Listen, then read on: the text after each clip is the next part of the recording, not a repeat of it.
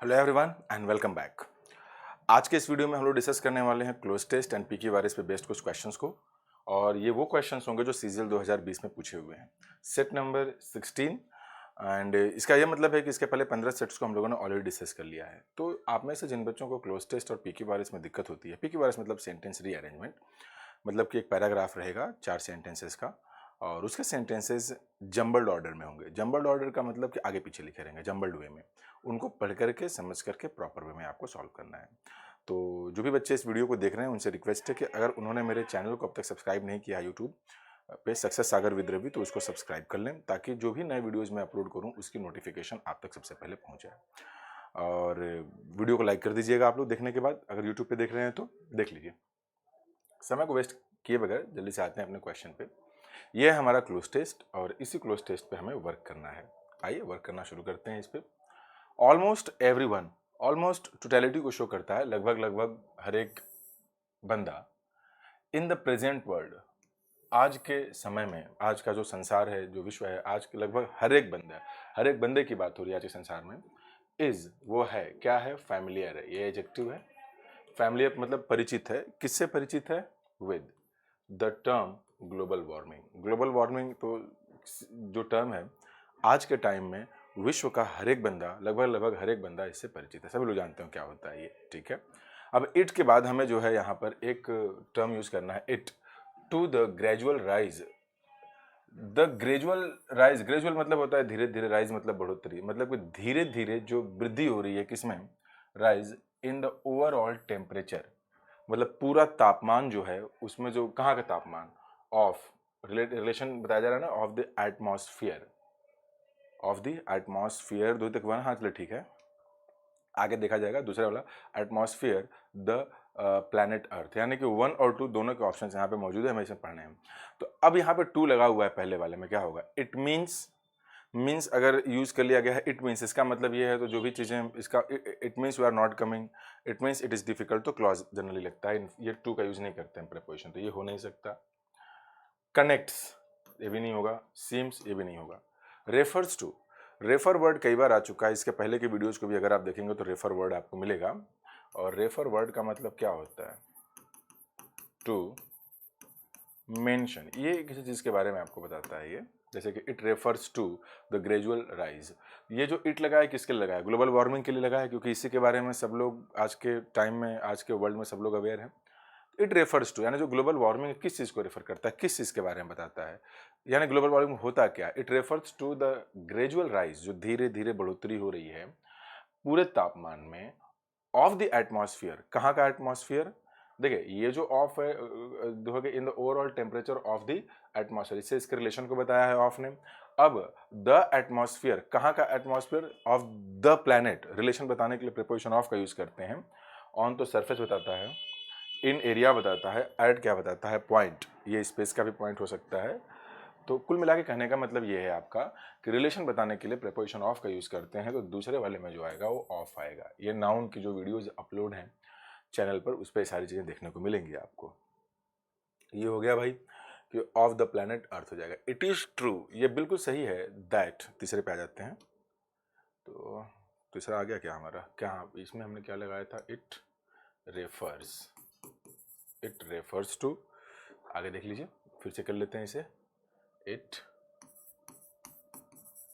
Refers to, दूसरे में क्या था, of the atmosphere of the planet earth, ठीक है। इट इज ट्रू, ये बिल्कुल सही बात है, दैट कि देयर आर एक्टिविटीज, मतलब एक्टिविटीज हैं, तो कैसी एक्टिविटीज हैं, there are useful activities, there are sudden activities, there are separate activities, there are several activities. देखिए हो तो सारे सकते हैं, सिर्फ इतना देखा जाए, there are useful activities, there are sudden activities, there are separate activities, there are several activities, हमें पता कैसे चलेगा, taking place which have been increasing the temperature, temperature के बढ़ाने के बाद चलिए, frequently, gradually, purposely and properly, properly मतलब बहुत अच्छे तरीके से। तो यहाँ पे ग्लोबल वार्मिंग के प्रॉब्लम की बात हो रही है। अगर ग्लोबल वार्मिंग के प्रॉब्लम की बात हो रही है तो टेम्परेचर को इंक्रीज करने के लिए जो एक्टिविटीज होंगे वो यूजफुल तो होंगी नहीं, यानी कि यहाँ से ये है नहीं, क्योंकि यहाँ पहले ही बोल दिया गया है ये gradual rise in the overall temperature of the of the atmosphere की बात है, ग्रेजुअल मतलब धीरे धीरे है, तो सडन हो नहीं सकता, सेपरेट हो नहीं सकता, जाहिर सी बात है, सडन वैसे नहीं बन सकता। तो जिन एक्टिविटीज़ की बात हो रही है वो एक्टिविटीज़ कई सारी हैं। सेवरल मतलब होता है मेनी, सेवरल मतलब होता है मेनी, सेपरेट मतलब अलग अलग। तो यहाँ का मतलब ये है कि ये बात तो बिल्कुल सही है कि there are many activities, there are several activities, जो बहुत सारी एक्टिविटीज़ हैं जो घटित हो रही हैं। टेक प्लेस मतलब होता है घटित होना, जो घटित हो रही हैं, विच हैव टेकिंग प्लेस, घटित होने वाली, विच हैव बीन, कई सारी एक्टिविटीज़ हैं ना जो घटित होने वाली, ये एडजेक्टिव बन गया पूरा।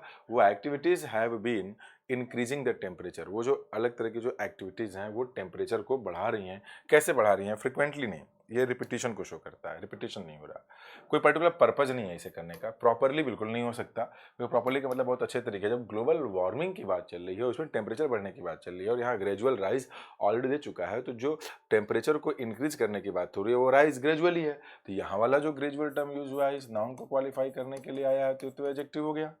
लेकिन यहाँ पे जो है कि increasing, which have been increasing the temperature, तो यहाँ पे हमें एडवर्ब चाहिए, तो यहाँ पे हमें क्या लगाना पड़ेगा? ग्रेजुअली, यानी कि धीरे धीरे। एक बात और ध्यान दीजिएगा, जैसे कि यहाँ पे आप देखेंगे लिखा गया है कि ये हैव हेल्पिंग वर्ब, ये बीन भी हेल्पिंग वर्ब है, और जो ये इंक्रीजिंग है ये भी क्या, ये मेन वर्ब है। अब मुद्दे की बात ये है कि हम प्रेजेंट परफेक्ट कॉन्टिन्यूअस टेंस तब यूज करते हैं जब हमें कोई ड्यूरेशन दिया हो, तो यहाँ ड्यूरेशन दिया नहीं है, तो हम इसे अंडरस्टूड मान लेंगे कि there have been, which have been increasing the temperature gradually, मतलब लंबे समय से जो है ये चीज़ें चली आ रही है, वो टाइम अंडरस्टूड मान लिया जाएगा।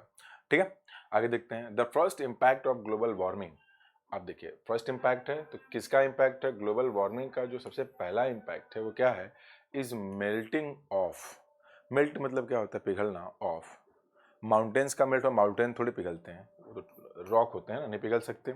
रिवर्स तो खुद ही आपके पिघले हुए स्टेट में होते हैं, लिक्विड होते हैं। लेक तो आपका मतलब particular area where some water is stored, आपका पाया जाता है लेक हो गया। अब यहाँ पे क्या बन गया आपका?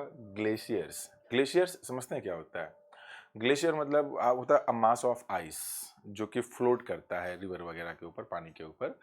तो ग्लेशियर जो होता है यही रैपिड कर रहा है। रैपिड वे का मतलब क्या होता है ना? रैपिड वे, इसको थोड़ा समझिएगा, थोड़ा सा फ्रेज है ये एक प्रपोजिशन है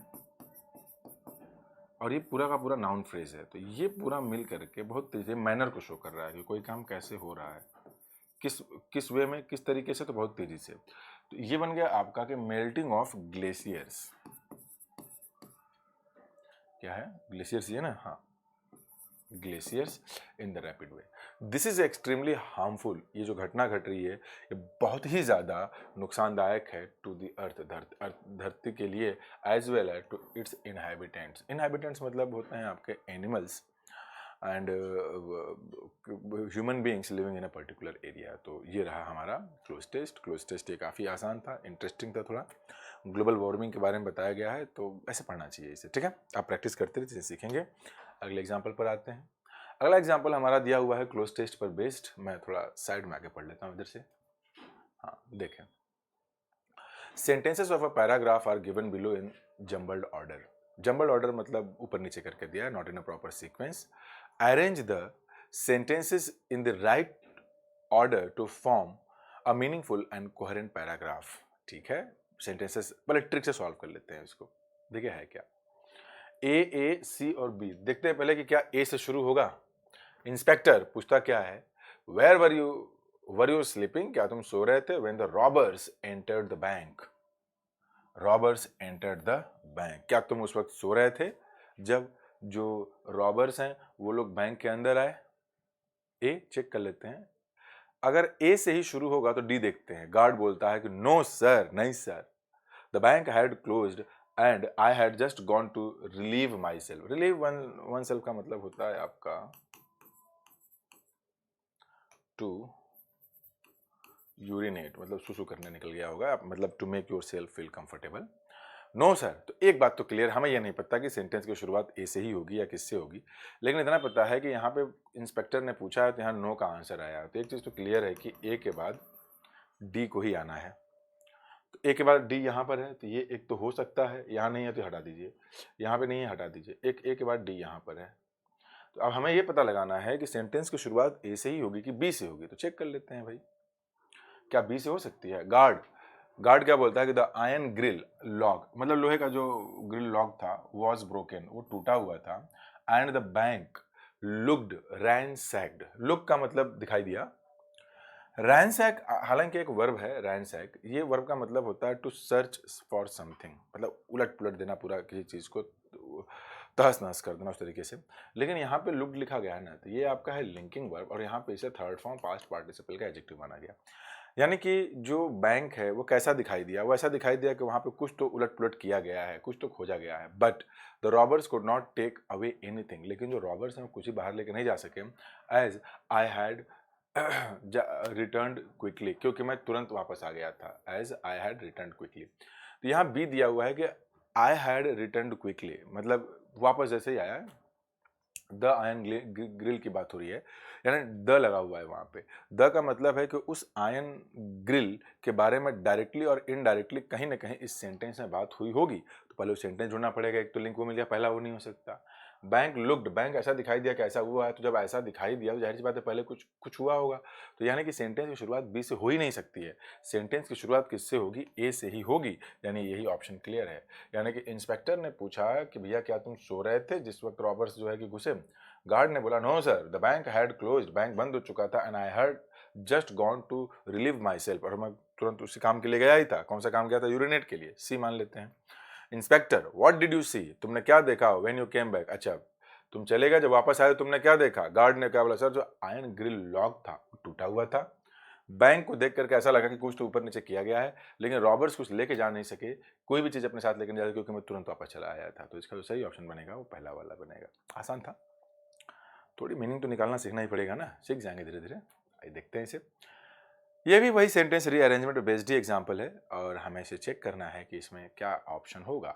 सबसे पहले देखते हैं कि कौन कौन सा नहीं हो सकता है, तो आइए देख लेते हैं। डी में the result is a more, result तो सबसे पहले आएगा नहीं, तो ये जो ऑप्शन नंबर डी है ये नहीं हो सकता, इसे हटा दीजिए।